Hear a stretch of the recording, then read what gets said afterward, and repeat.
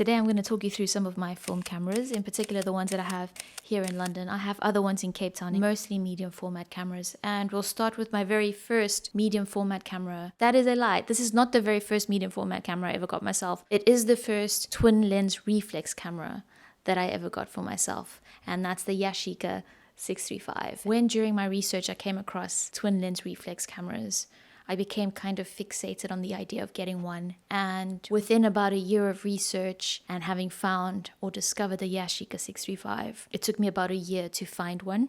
I found this in Cape Town. I got it at a very good price. I think I paid around 23, 22 pounds for it at the time. And it came with the adapter inside for shooting with 35mm film. And that is actually the feature that got me attracted to this particular camera. The fact that you can shoot medium format in 6x6 squares for 120 film, but then you can also include an adapter in here so that you can also shoot 35mm film. So it's a dual format camera. And before we get ahead of ourselves, twin lens reflex camera refers to the fact that there are two lenses in the system. Also referred to as a TLR. You've got this lens at the top here, which is what you use to view and to compose your lens through a viewing screen, through some glass over here. And you also focus with this. And whatever you do with this lens automatically happens to this lens over here because you're focusing together. So whatever happens at the top happens at the bottom. And then you use this lens over here, which also houses the shutter mechanism, which is a Copal MXV. And you do your aperture and your shutter speed through this over here. And then you can take your photo.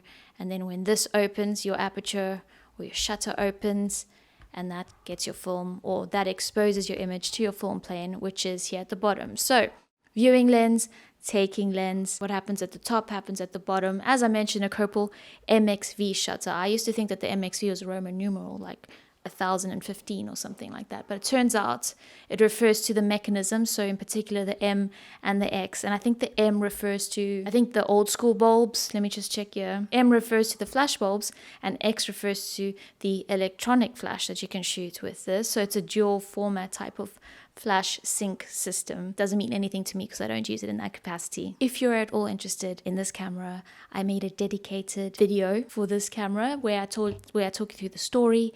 I talk you through things to look out for if you're buying one for yourself, how to use it, the guide. Everything you need to know about this camera is in that video, with the exception of heavy details on the 35mm film shooting, because I haven't yet done that. I've just removed 35mm film from here and I'm going to have it developed soon, and that'll be a video of its own. But that's film camera number one that I have here in London, my medium format Yashica 635, which is probably my favorite film camera, or my favorite medium format camera that I have. This is the Yashica lens. You get this in Yashica, and non-Yashica is considered the inferior of the two, but I have nothing to complain about.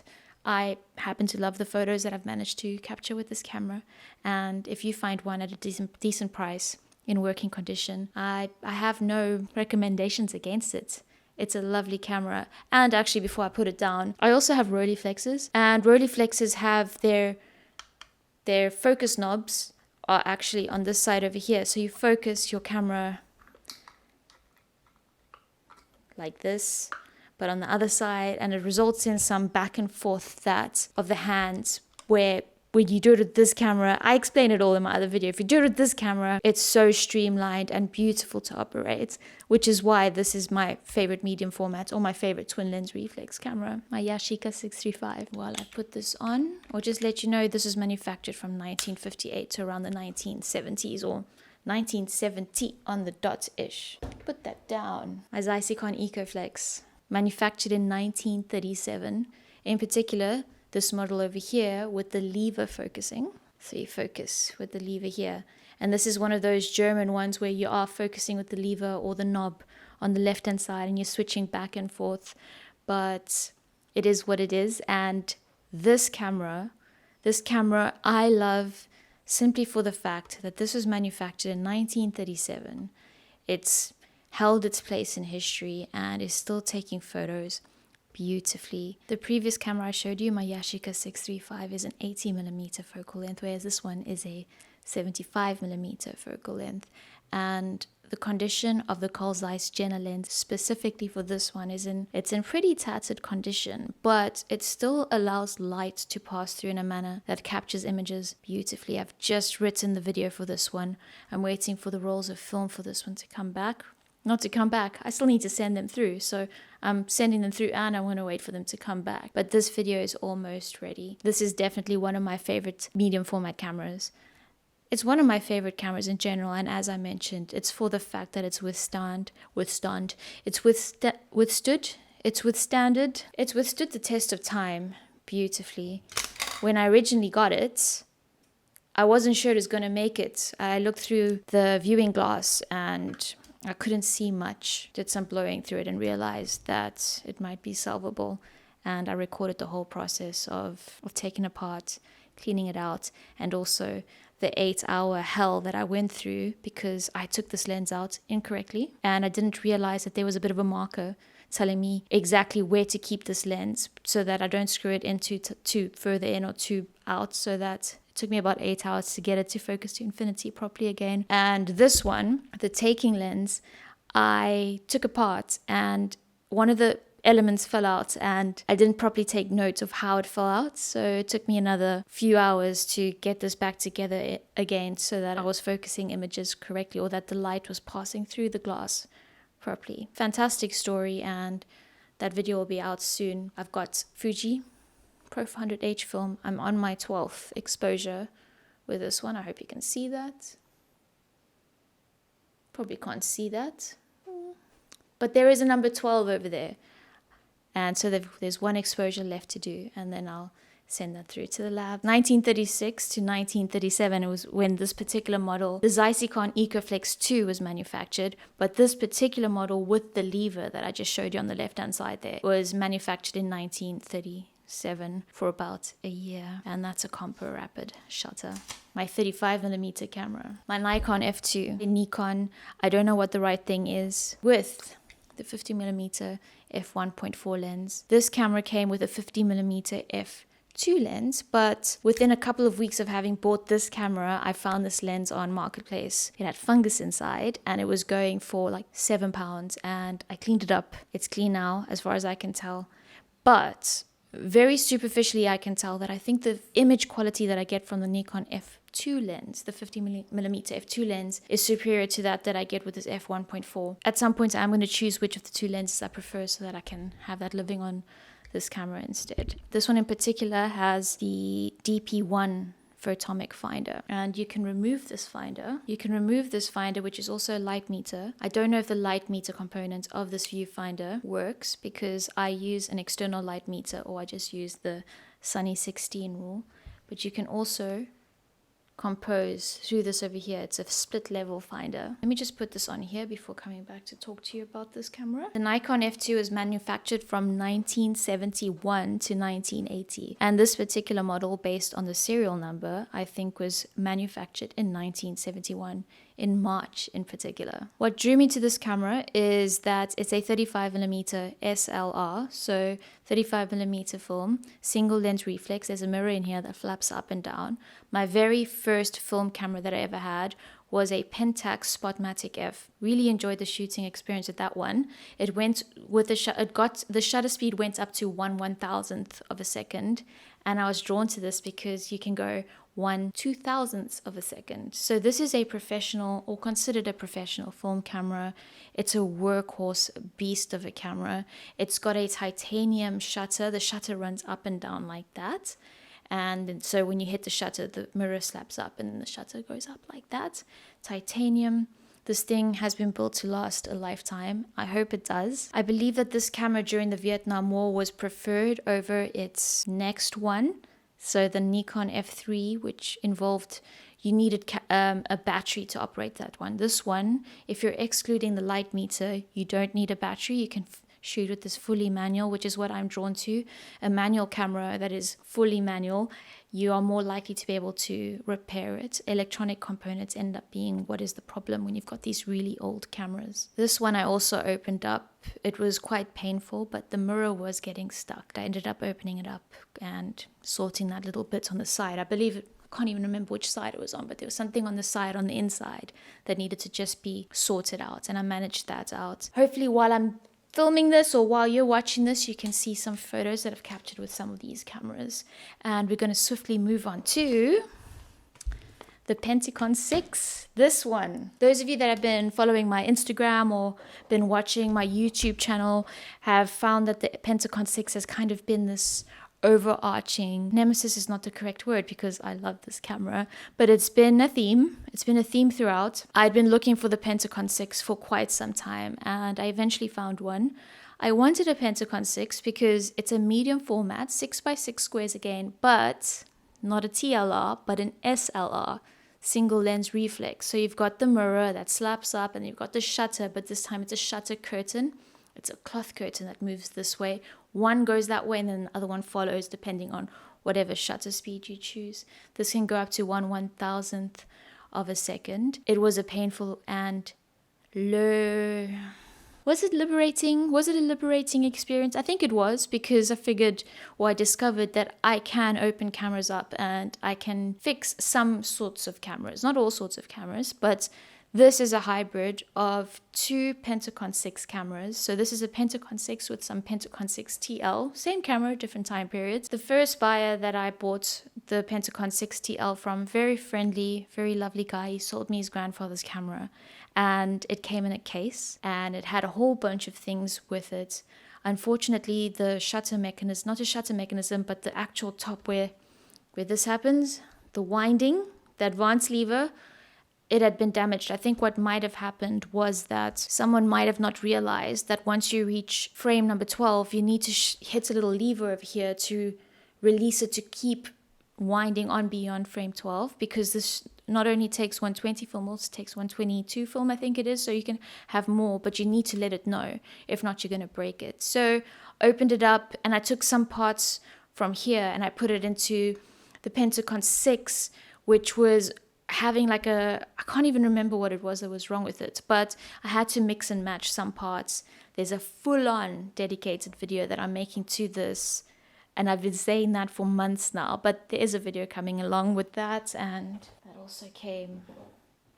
I've got two of these, by the way, so if there's anyone in London that needs one of these, hit me up, I can sell it to you. Waist level viewfinder. Here's the light meter viewfinder. Lift this one up. This is also a light meter, which I have not tested because, like I mentioned, I don't use light meters or internal light meters. I use external ones. And if you're hearing a weird sound that might sound like farting, it's my chair. I'm not farting. And then you can use it as a waist level finder. So the first camera that I bought was the Pentacon 6 TL, and that came with its Carl Zeiss 80mm f2.8, if I'm not mistaken. Carl Zeiss Biometer 2.8. 80mm, the zebra one. I was at first tempted to open this up and clean some of the dust out, but I've also heard that these things can be radioactive, and I don't have the expertise to deal with stuff like that. Even if it's not radioactive, I just don't wanna. This monster, this Carl Zeiss 180mm f2.8 as well, the DDR. I have not yet attached this to my Pentacon 6 to take photos, which is part of the reason why I haven't made that dedicated video yet, because I want that video to be complete. But time will tell. I might not include photos with this. And then the second camera that I bought, the Pentacon 6, that was used to kind of mesh up with the Pentacon 6 TL, came with this one. It's an MIR 38B. Doesn't really look like it says that. I think it's a Soviet camera. 65mm f3.5. I have not yet used this on the Pentacon 6. And to complete my set, I bought all of these.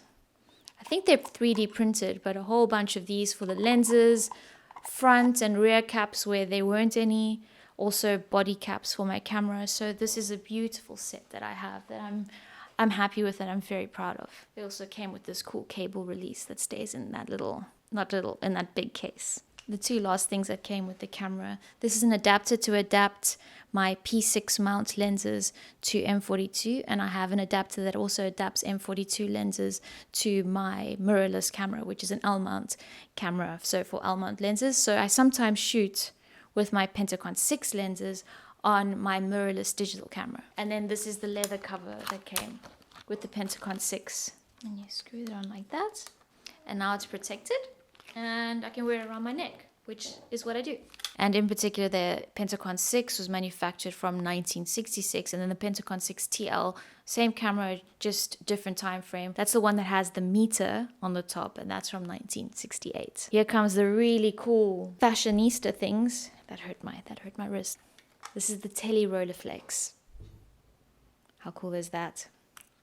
This one has a 0.7 close-up filter attached to it for really close-up headshots. So this is quite unusual for a twin lens reflex camera, because instead of your typical 80mm or 75mm twin lenses, you've got a 135mm lenses. Interestingly, these are not twins. They're not identical twins. I covered this in a previous video. This is the Sonar 135mm. That's the one that you're going to use to take the photos with, and you compose with a high-dose mat. It's also the same dimensions, 135mm f4, but they're not identical. I'm assuming because this is a higher-end lens, and you don't need a higher-end lens to compose something if it's not going to be used to capture whatever it is to film. So this is the Tele Rolleiflex Type 1. It's the first of the Tele Rolleiflexes to be made. There was a later model, the Tele Rolleiflex Type 2, which included a light meter. No train smash for me, as mentioned, because I don't use internal light meters. This one manufactured from 1959 to 1975, and the serial number tells me that this one was manufactured from 1959 to 1956-ish, so it's among the very first ones to be made. This is based on the Rolleiflex E body. It's the E body, not last time I made a video about this, I said F. It's the E body. And one way that you can tell the Type 1, apart from the fact that it doesn't have a light meter, is that it's got this half moon shape under the strap handle thingamabob. So there's a half moon here. So mine has separation in the lens. I don't know if you can tell. It's not a big deal. I don't know what it would have looked like, what my images would have looked like without that lens separation and a little bit of damage to the lenses, but it is what it is. I didn't buy this as a collector's item. I bought it to shoot and to make photographs with. But the one thing that did catch me a little bit off guard is that I was really excited to have a 135mm twin lens reflex medium format camera. But I knew this, but I didn't care. But then when I was shooting with it initially, I realized I was slightly let down by myself, because this has a minimal focus distance of 2.6 meters, which is quite far. So the portraits that you're going to get with this are not particularly intimate. So I decided to get myself these close-up filters, which are allowing me to get closer. I've got the 0.7, which allows me to get to 0.9 meters. So that's a headshot. But then it's somewhere here, you've got the 0.35, which allows you to get to 1.35 meters closer. So that's a more decent, slightly more intimate portrait than that far away distance one. The cool thing about the 0.35, it fits on like this so that you can shoot it at its normal capacity. But then when you want to, you can close it up, and now you can shoot it at 1.35 meters away, slightly more intimate. And then this one also fits the cover, so you can travel around with it just like that. So I've just taken those super intimate close-up headshots with my Tele Rolleiflex with the 0.7 close-up adapter, and I did that with Ilford Delta 400. I am excited for that one, but I'm not allowing myself to get too hopeful, because I don't know if they're going to come out in focus. Will have been my first time. I don't know if it's a good quality close-up adapter. I don't know any of that stuff, but let's just keep our fingers crossed, I's, dots, T's, X's, whatever. And then finally, semi-finally, and in no way leastly, my Rolleiflex 2.8D. This is also an 80mm twin lens reflex Rolleiflex camera. And the reason I wanted to get this one is because it has an aperture of 2.8, which is unusual for a twin lens reflex camera, at least compared to all the other ones I have, which are 3.5 and 4. I wanted to get my hands on a 2.8, f2.8 twin lens reflex camera, and this one came with my Tele Rolleiflex. So someone was selling them together, and I'd contacted him asking him, listen, I want to use these. Will you allow me to just shoot some film through these? And if I'm happy with them, I won't return it. And he was pretty happy with that arrangement. The 2.8D was manufactured from 1955 to 1956. And this is different to the 2.8E in that it happened just before the 2.8E. And the 2.8E is the same as this, but it has a light meter. I think it's a selenium light meter incorporated with it. This was the first of the Rolleiflexes to include a coupled exposure compensation EV system. So very, very, very briefly, if I use this to change my aperture values, and I hope you can see that here. If you can't see it, I'm going to have to show you. So we're at aperture 2.8. You'll have to take my word for it. And we're at a shutter speed of 60. All right. Shutter speed of 60. I think it's focusing on my face. That's going to give me an exposure value of 9, as it says over here. And that exposure value will change as I change my aperture. My aperture is now aperture 11, and we have an exposure value aperture 11, and we have an exposure value of 13. Now, if I want to keep my exposure value of 13, but I want to change only my aperture value, I just move this little lever here, and now we're coupled. And now, take my word for it, I'm going to change the aperture value, and we're now at exposure value 13. That's going to compensate what the shutter speed is relative to the aperture value to keep it at an exposure value of 13, which is shutter speed of 15, 1/15 of a second with aperture of 22. Pretty cool. Let's put this back. If I haven't made dedicated videos about any of these cameras that you've seen here yet, they are coming up. The ones that already exist, I put significant effort into them, and I think you could enjoy them. So if you enjoyed this video and you want to learn more about these cameras, do feel free to check out other videos that are on my channel. And one final thing, this one I bought, Yashica C, and I think this is a bit of a Frankenstein's monster, because the door on this one, I'm pretty sure, belongs to the Yashica 635. The seller sold it as is, which is fine, and he was very, very, very, very, very sure that it works, but just on initial inspection in front of the seller, I could tell that it wasn't focusing to infinity, and he was surprised. I'm pretty sure that he used this for parts, and as far as I can tell, it should still work, but it's not calibrated correctly. So I am going to spend some time calibrating that. So I'm going to have to make sure that the viewing lens focuses to infinity, but then I'm going to have to open this, put some wax paper here, and make sure that the taking lens is also focusing to infinity. The whole wax paper thing I've never done before. I'm nervous but also excited to try it out, so I'll keep you posted on that as well. This is my camera strap. So I very rarely keep my cameras on a strap. I usually put them into a camera bag, and it's usually just one of those side bags, and I keep it in there, and then I just take it out and shoot as I need to. But in the rare instance where I want to keep a camera with a strap, this is my strap. It's a beautiful, pretty in pink Zeiss strap, which I got off eBay quite a long time ago and rarely used, but I got it for a really good deal. I think I paid like £4 for it. Oh, there's so much more I wanted to talk about and I forgot. This is the leather cover with names on it from previous owners of my Zeiss Ikon IKOFLEX 2. And I've just ordered stuff to, like, this leather sewing kit to hopefully try fix this myself, because I consider this to be a beautiful feature of the camera, because it's got the history inside there, and my name is in it now as well, which is pretty cool. So that, and then this came with the Yashica C, the one that's broken and still not working yet.